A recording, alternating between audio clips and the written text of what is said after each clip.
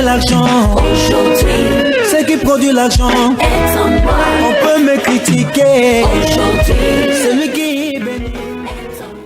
Bonjour, chers auditeurs, que Dieu vous bénisse. C'est encore moi, votre serviteur, le révérend prophète Jérémie Zoé, leader des églises Mission Internationale de la Puissance de l'Évangile pour le rachat des âmes. Je viens ici cet après-midi, encore une fois de plus, vous saluer et vous dire que vous êtes à la bonne place et sur la bonne station. Que Dieu vous bénisse. Je voudrais prendre ce temps d'antenne pour juste prier avec vous et vous orienter dans un petit message qui vous fera largement du bien. Nous prions. Seigneur, merci pour ta grâce, merci pour la vie de toutes ces personnes qui maintenant, là où nous parlons, sont en train de nous écouter.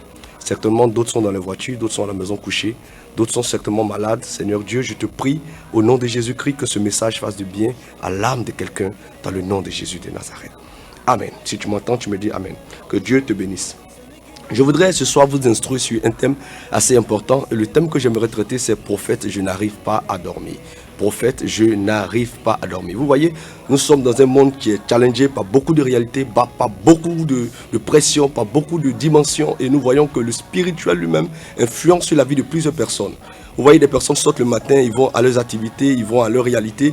Mais ils se rendent compte que lorsqu'ils rentrent à la maison le soir, il leur est difficile de dormir, il leur est difficile de fermer l'œil, il leur est difficile de s'en sortir. Pourquoi? Parce que certainement il y a un souci quelque part, il y a une mauvaise décision qu'ils ont prise quelque part, il y a un mauvais choix qu'ils ont fait, il y a certainement des pressions qui sont sur eux et ils n'arrivent pas à s'en sortir.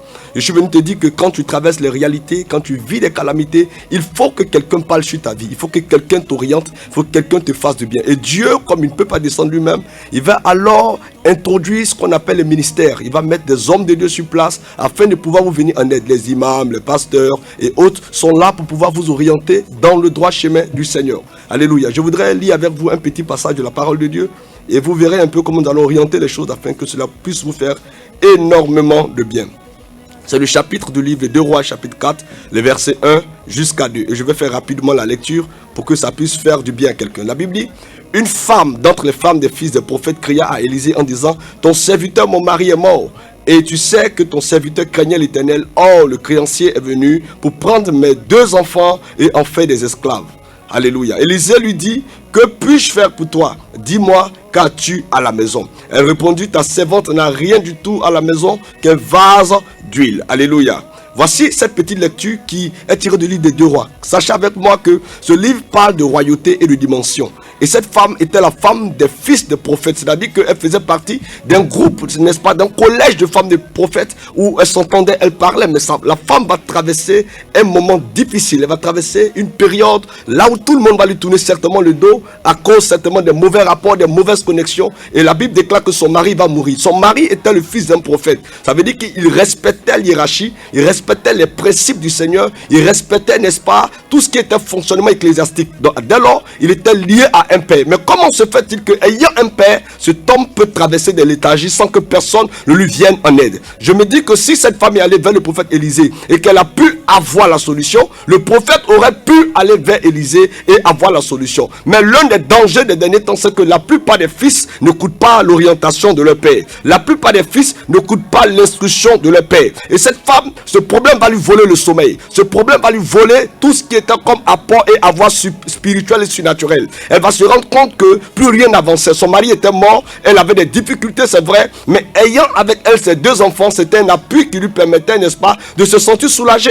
Mais voici qu'une situation arrive où le créancier vient prendre les erreurs de leur papa, les épreuves de leur papa, va commencer à réclamer la vie de ses enfants. Au point que cette femme va perdre l'orientation, elle va perdre le sommeil, elle va perdre la force, elle va perdre la vie de prière et elle va commencer à douter en elle-même. Frère, écoute-moi bien, il y a beaucoup de situations dans la vie d'un homme qui l'amènent à certains moments de douter, de se poser des questions, de se demander: est-ce que je suis sur le droit chemin? Est-ce que je suis dans la volonté de Dieu? Est-ce que je suis en train de faire ce que Dieu me recommande? Il y a des situations dans vos vies qui volent vos sommeils. Alléluia. Le sommeil, c'est vrai, un homme peut se reposer, n'est-ce pas, mais il peut ne pas pouvoir dormir.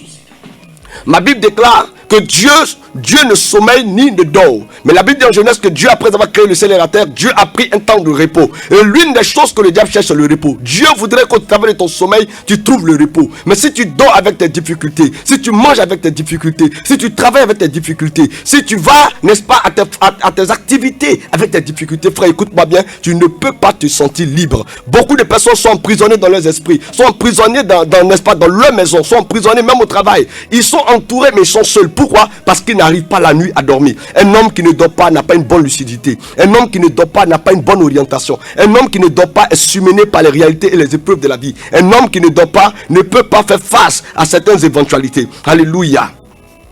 Pourquoi ce thème, Seigneur, prophète, je n'arrive pas à dormir? Pourquoi ce thème, je n'arrive pas à dormir? Parce que Dieu aimerait que l'homme dorme, l'homme se repose. Dieu veut que tu te reposes. Dieu veut que tes combats s'arrêtent. Dieu veut que tes combats prennent fin. Dieu veut que tes combats, n'est-ce pas, puissent à un moment donné marquer leur apogée. Dieu souhaite ça. Alléluia. Il a dit, venez à moi, vous tous êtes fatigués, chargés, je vous donnerai du repos. Mais combien sont ces personnes qui sont chargées mais qui ne sont pas encore fatiguées? Combien sont ces personnes qui sont sous des pressions mais qui ne sont pas encore fatiguées? Tu ne peux pas venir à Dieu si tu n'es pas fatigué. Alléluia. Et cette maladie va voler, ce problème va voler la vie de cette femme. Il y a beaucoup de personnes qui m'entendent cet après-midi et qui saisissent la voix du révérend prophète Jérémie Zoé et qui se rendent compte qu'il y a une maladie qui leur a volé le sommeil. Il y a une réalité, une difficulté qui leur a volé le sommeil. La tristesse t'a peut-être volé le sommeil. La solitude, l'abandon, la trahison, le regret t'a peut-être volé le sommeil. Ces choses t'empêchent de dormir. Alléluia. D'autres n'arrivent pas à dormir parce qu'ils ne peuvent pas manger, ils ne peuvent pas boire. D'autres n'arrivent pas à dormir à cause d'une vision non accomplie, une vision inachevée, une vision, n'est-ce pas, qui n'est pas encore matérialisée. Il y a aussi le fait qu'il y a des démons, il y a des esprits, il y a des forces occultes mystiques qui t'empêchent de dormir. Je veux te dire ce soir que Dieu est prêt à te donner le sommeil. Dieu est prêt à te permettre de te reposer. Alléluia. Beaucoup de chrétiens, beaucoup d'enfants de Dieu, beaucoup de créatures divines sont aujourd'hui oppressés. Pourquoi? Parce que dans les réalités, la sorcellerie leur a volé le sommeil. On t'a peut-être lancé un sort, on t'a peut-être lancé une malédiction. Tu as comme l'impression que ta vie tourne en rond. Tu as comme l'impression que tu n'évolues pas. Tu as comme l'impression qu'il y a une situation qui te tient par le bout, n'est-ce pas, de la culotte. Il y a quelque chose qui fait que tu n'arrives pas à t'en sortir. Tu as peut-être bataillé et tu as trouvé un mari. Tu as trouvé un homme qui t'aime. Mais jusque-là, il n'y a pas d'enfant. Peut-être que c'est la situation qui t'empêche de dormir. Tu es peut-être intelligent, mais à chaque examen, tu vois que ton problème ne va pas parce que tu tapes poteau. Je suis venu te dire que Dieu veut t'aider. Tu as peut-être, n'est-ce pas, tout ce qu'il faut comme connaissance, comme diplôme. Tu as peut-être le talent qu'il faut, mais il y a quelque chose qui fait que tu n'arrives pas à t'en sortir. Il y a comme une force surnaturelle, une force spirituelle qui vient te paralyser. Je suis venu te dire qu'il y a une solution qui est en Jésus. Jésus est capable de briser le joug du diable dans ta vie. Jésus veut te libérer parce que Dieu veut que ce recommencement perpétuel s'arrête dans ta vie. Alléluia.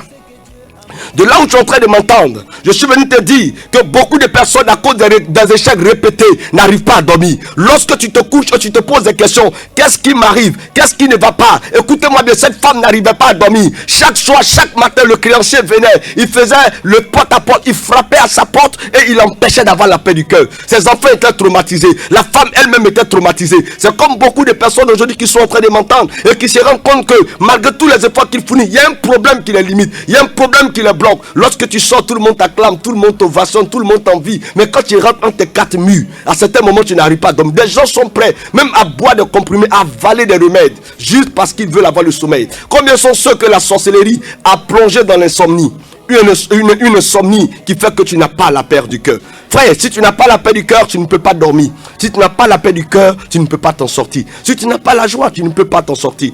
D'autres, à cause de la pauvreté, lorsqu'ils se couchent, ils ne peuvent pas s'en sortir. D'autres, à cause de la jalousie, à cause de l'envie. Je suis venu te dire que Dieu est prêt à intervenir dans ta vie. Le prophète, qu'est-ce qu'il a fait? Pourquoi un prophète? Parce que le prophète te donne l'orientation. Le prophète te donne la révélation. Le prophète te donne la parole qu'il faut pour te challenger. Lorsqu'elle est allée vers le prophète, la Bible déclare que l'homme de Dieu n'a pas bavardé. Il n'a pas beaucoup parlé. Il avait la solution à son problème. Il avait la révélation qu'il lui fallait pour le temps. Il avait le message prophétique qui allait la faire sortir de ses réalités. Et qu'est-ce qu'elle a fait? Ma Bible dit qu'elle a obéi au prophète. Combien sont ces chrétiens qui viennent dans les églises prophétiques et qui n'obéissent pas au prophète? Lorsqu'un homme de Dieu te donne une prophétie, cela ne suffit pas. Parce que l'accomplissement de la prophétie ne dépend pas de l'homme de Dieu qui a prophétisé. Ça ne dépend pas, n'est-ce pas, de Dieu qui a donné la prophétie, mais ça dépend de celui qui a reçu la prophétie. Pourquoi? Parce que dès lors que la prophétie sort, il y a un combat qui commence. C'est pour ça Habakkuk nous dit qu'il y a des prophéties qui tardent. Pourquoi la prophétie doit tarder? Parce qu'il y a ce qu'on appelle les retardateurs de destinée.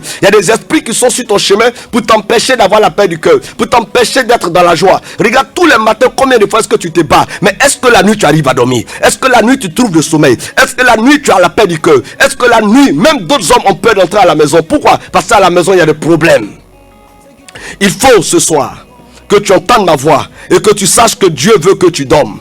Dieu veut que tu arrêtes de combattre pour avoir un succès. Dieu veut que tu arrêtes de combattre pour avoir une guérison. Dieu veut que tu arrêtes de combattre pour t'en sortir dans la vie. Parce que Dieu qui est sage, lorsqu'il a créé l'homme, il a aussi créé les solutions pour l'homme. Dieu a mis les solutions à ta disposition pour que tu puisses t'en sortir. Frère, tu dois te battre pour qu'un jour quelqu'un puisse te respecter. Tu dois te battre pour qu'un jour personne ne te méprise. Tu dois te battre pour qu'un jour personne ne puisse te voler le sommeil. Alléluia. Je suis venu dire à quelqu'un cet après-midi que si tu te couchais sans dormir, Dieu est sur le point de te permettre de dormir.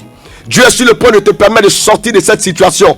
Je suis venu te dire que quel que soit ce que tu es en train de vivre, quel que soit ce que tu es en train de traverser, peut-être que ta famille t'a abandonné, peut-être que tes frères t'ont tourné le dos, peut-être que tout le monde, n'est-ce pas, est en train de te mettre la pression à cause d'un choix que tu as fait, à cause d'une décision que tu as prise, à cause d'une réalité dans laquelle tu te retrouves. Mais je veux te dire cet après-midi que le Dieu qui nous a envoyés, le Dieu qui nous a appelés, le Dieu qui nous a donné l'onction pour faire du bien aux personnes, ce Dieu-là existe. J'ai connu des personnes qui avaient beaucoup d'argent, des personnes qui étaient haut placées, des personnes qui avaient le moyens qu'il faut, mais ces personnes perdaient le sommeil. Le problème du sommeil n'est pas un problème d'argent. Le problème du sommeil n'est pas un problème des gens qui t'entourent. Le problème du sommeil est un problème surnaturel. Le sommeil est un cas surnaturel. Un homme qui ne dort pas est un homme qui est oppressé. Un homme qui ne dort pas est un homme qui sera dépressé. Un homme qui ne dort pas est un homme qui sera influencé par les réalités de ce monde. Un homme qui ne dort pas peut perdre le savoir. Il peut même piquer une crise de folie. C'est pour ça qu'il est important que tu dormes. Maman, si tu ne dormais pas, à cause de la réussite de tes enfants, à cause du succès de tes enfants, je suis venu te dire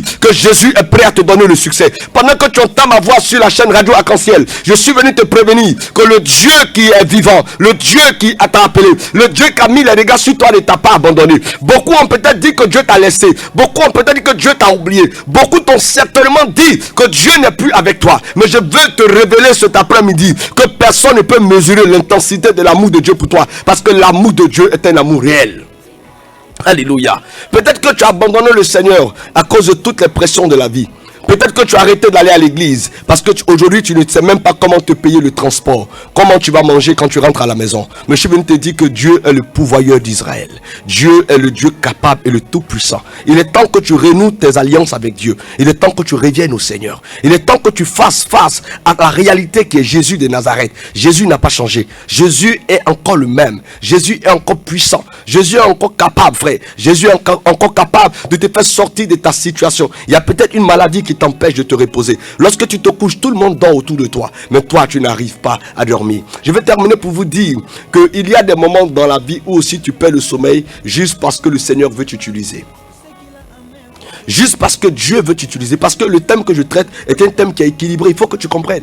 Il y a des personnes qui n'ont pas perdu le sommeil juste parce qu'elles vivent des problèmes, mais elles ont perdu le sommeil parce que Dieu veut les introduire dans la phase d'intercession. Dieu veut que tu pries. Dieu veut que tu sois à la brèche. Dieu veut que la nuit tu te réveilles. Tu vas voir, peut-être tu perds le sommeil à partir de 2h, 3h du matin. Lève-toi et prie. Lève-toi et parle à Dieu. Lève-toi et fais face à la réalité qu'est Jésus de Nazareth. Beaucoup de personnes avaient des dons d'intercession. Aujourd'hui sont morts dans la foi parce que quand Dieu les réveille, quand le ange les réveille, ils ont du mal, alléluia, à se tenir à la brèche. Je suis venu te dire que de jour comme de nuit, David invoquait l'Éternel. Apprends à invoquer ton Dieu, parce que si tu ne pries pas, si un homme n'apprend pas à se mettre à genoux devant Dieu, il se mettra à genoux devant les problèmes de la vie. Tu es quelqu'un que Dieu aime. Tu m'entends? Si tu m'entends maintenant, c'est que tu es quelqu'un que Dieu aime. Quelqu'un avec qui Dieu veut faire quelque chose. Quelqu'un avec qui Dieu fait quelque chose. Je veux parler à une dame qui est en train de m'écouter précisément pendant que je parle. C'est une femme qui est dans une église prophétique, je la vois, qui est dans un département d'intercession. Et tu as commencé à baisser les bras depuis un moment, juste parce que tu vis des situations difficiles à la maison. Parce que je vois des complications. Ton mari te fait la bagarre juste parce que il dit que tu passes tout ton temps à l'église. Et ça a commencé à te faire baisser les bras. Tu as commencé à vouloir abandonner les choses. Écoute-moi bien, ma fille. Ce n'est pas maintenant le temps d'abandonner. Ce n'est pas le temps d'abandonner. Parce que je suis en train de voir la sorcellerie de ta famille maternelle qui est en train de vouloir détruire ta vie. Écoute-moi bien, ce que je dis, je parle avec précision. Écoute-moi bien.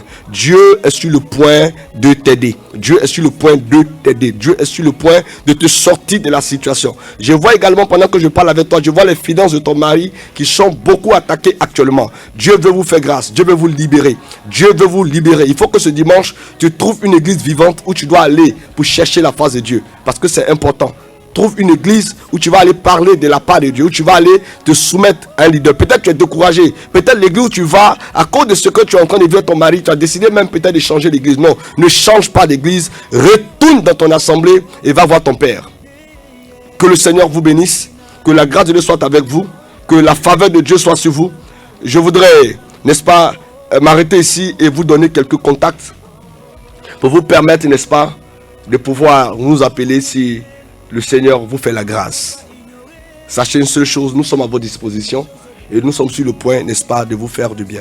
Nous sommes sur le point de vous ouvrir des portes. Nous sommes sur le point de permettre à Dieu de bénir quelqu'un. Nous allons passer les contacts. Nous sommes sur le point de faire en sorte que Dieu, n'est-ce pas, vous ouvre de très grandes portes. De là, vous m'avez entendu. Fermez juste les yeux pendant que je prie avant de vous donner les numéros. Seigneur, merci pour la vie de quelqu'un. Seigneur, merci pour l'âme d'une personne qui a entendu ma voix. Merci pour la grâce. Merci pour la faveur. Merci pour la sagesse. Merci pour l'autorité. Merci pour la bénédiction. Nous, en tant que mission internationale de la puissance de l'évangile pour le rachat des âmes, nous recevons généralement tous les mardis à partir de 9h. L'église n'est pas cachée. Nous sommes au niveau de la CIE, la route de BC après le camp commando. Vous pouvez venir demain à partir de 9h. Le révérend prophète Jérémie Zoé sera à votre disposition pour vous recevoir et vous faire énormément du bien. Je vous passe rapidement le numéro de ma secrétaire qui vous permettra d'entrer en contact avec moi. Je vous donne, c'est le 07 89 08 58 72. Je reprends, 07 89 08 58 72. Quelle que soit la situation que vous traversez, je vous donne juste un numéro aujourd'hui et le lundi prochain à la même heure, je vous passerai deux ou trois numéros qui vous permettront d'entrer en contact avec moi. Je prie que Dieu vous bénisse, que Dieu vous fasse du bien, que sa faveur soit sur vous. Shalom, shalom et shalom. Joseph était dans la prison, mais la révélation n'était pas dans la prison. Joseph était dans la prison, mais ça...